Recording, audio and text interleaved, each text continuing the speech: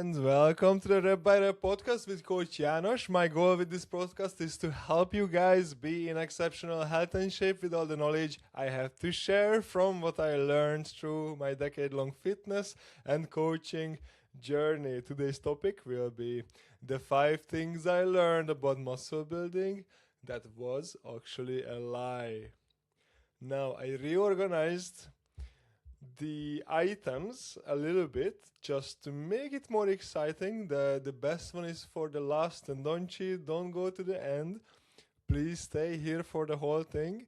That will not only help you to have a better understanding of the whole topic, but it will help me as well to generate more engagement by boosting the algorithm. So please stay here and let's dive in together. Okay, so first, lifting will make you stiff, so you have to stretch after every session. So yeah, this is a funny one because anyone you know might, like most people you know who are training in the gym, will tell you that stretching is super important and you have to do it daily.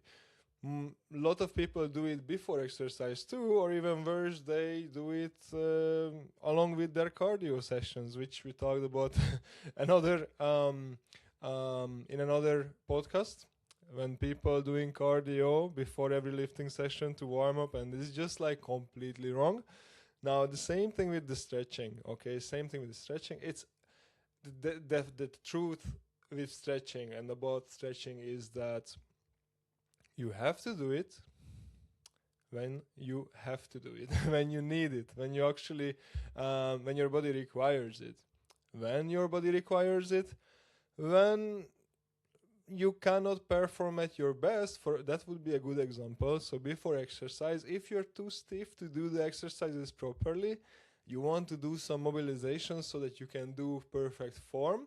And that perfect form with perfect range of motion will take care of your muscle length and muscle function. Muscle. What did I say there? Muscle? Your muscle function. Now, if you train your body right, muscle stiffness should not be the norm. Now, if you are very new to exercise, it might happen that in the first few sessions, you might feel some extra stiffness, but it should go away with adequate sleep and nutrition, okay?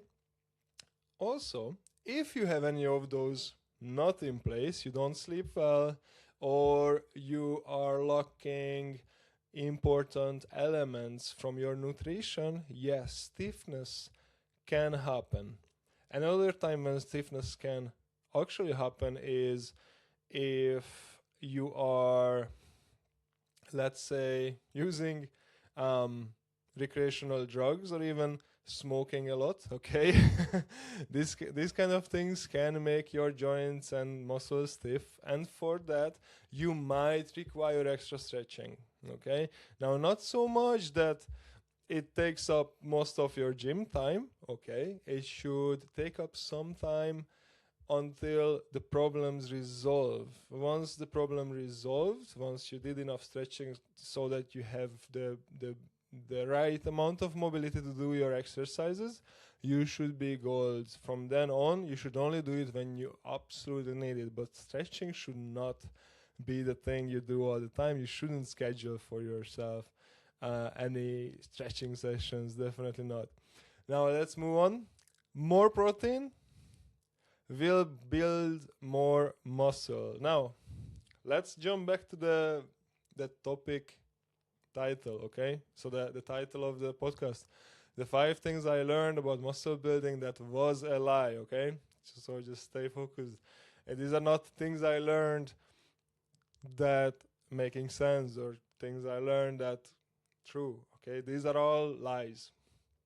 And more protein will build more muscle is something I heard from many people, like they believing it so much that even if I tell them otherwise, they would think I'm crazy. And well, then, like, okay, if you don't believe Coach Janos, then good luck.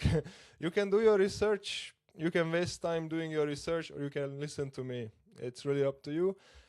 I think it's better. Everybody's better off if listening to me. So here I am telling you, more protein will build more muscle. Not true. More protein will reduce your appetite, will help you to lose weight. Weight loss generally comes with muscle loss. So in a sense, eating more protein will end you up losing muscle. How you want to build muscle is actually not by eating more protein, because with more protein you cannot eat more, okay? What you want to do is increase your calorie intake and find the right amount of protein that will meet your protein synthesis needs. What is that? Is around 1.6 to 2 gram per kilogram of your body weight amount of protein. So if I'm 100 kg, I should eat protein between 160 and 200 grams per day. That is to build muscle, okay? Anything above that will help me to lose weight, to lose appetite, to lose muscle, okay? No, of course, you don't want to lose muscle. And if you eat enough protein during your weight loss diet, which is, let's say, 2.2 to 2.5 gram per kilogram body weight, something like that, it can vary person to person. But if you eat more protein, you can prevent muscle loss to a degree. But if you're losing weight, you will always lose not just fat, you will lose some muscle as well. That's normal. So that's why you have to eat a lot of protein when you're on a diet. Now, if you, however, want to gain muscle, protein is not what you want to increase. It's carbohydrates, okay? So fats, you might think fats you can also increase, and they are super calorie dense, so it would make sense to increase them. And yes, you would be right. It would make sense to increase that as well, but you don't need so much of it, and it doesn't help you with your performance in the gym. So you want to eat more carbs because that helps with your performance in the gym, and better performance in the gym will help you to build more muscle. So yeah, find the range for your protein that is supporting your recovery, find the range for your fats that is supporting your health, and fill up your calorie intake by carbohydrates that will support you gaining weight. That's simple. Now, moving on. You can build muscle and lose fat at the same time. This is the next statement, okay? So you can build muscle and lose fat at the same time. I used to believe that. Way too long. And it might be true for your first 3 to 6 months of training. If you are through that, it's most likely not true for you. It's just not working like that. You have to prioritize one, muscle I almost said muscle loss. Muscle gain or weight loss. You have to prioritize one of them for optimal results. If you don't, you will not see optimal results, end of story. And there will be way too many people telling you all that. Yet, still, there are a ton of people believing that, okay, all the influencers say that, all the coaches say that, but I will still try it. Maybe I'm the special one who can do it. And guess what? Those people are not. And you are also probably not the special one, because we want to be all special, but it just happened to be that we are not all special. The only reason you are special for is that you are here in this podcast and you are here to receive all this information that will actually help you to get special results, and that's why you are special. So be grateful for that. I am already. Now, let's move on to the next one, and this is gonna be a little bit funny. This is the fourth statement. And I really used to believe it. Even to read it up sounds funny and weird. Manifesting muscle gain and muscle building can help building muscle. So I'm just by thinking about it. And if you think it's cringe, I'm guarantee you there will be listeners right now who are saying themselves, Janos, you are crazy. You can absolutely manifest building muscle. You can build muscle by thinking about building muscle. That is manifestation. You are thinking about it. You're kind of like um, trying to think of it really hard, and you try to believe that it's already yours and it's real, and by that it will happen. Now I have bad news for you. If you believe that, your body doesn't care about what you think. Your body cares about resistance. Your body cares about the environmental factors, what your body is supposed to stand against for survival. If you challenge your body in a way that your body will think, okay, we have to put on muscle mass, your body will.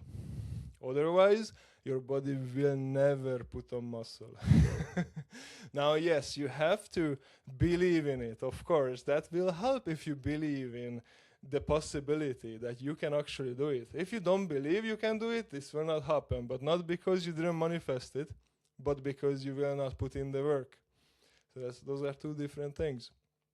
So if you are a manifester, I want you to rethink your whole approach and go to the gym and train fucking hard and get your proteins in, get your carbs in, and build that fucking muscle. And don't just think about it, okay? It's not how it works. It's never how anything works. You are looking at a map, you want to get from A to B.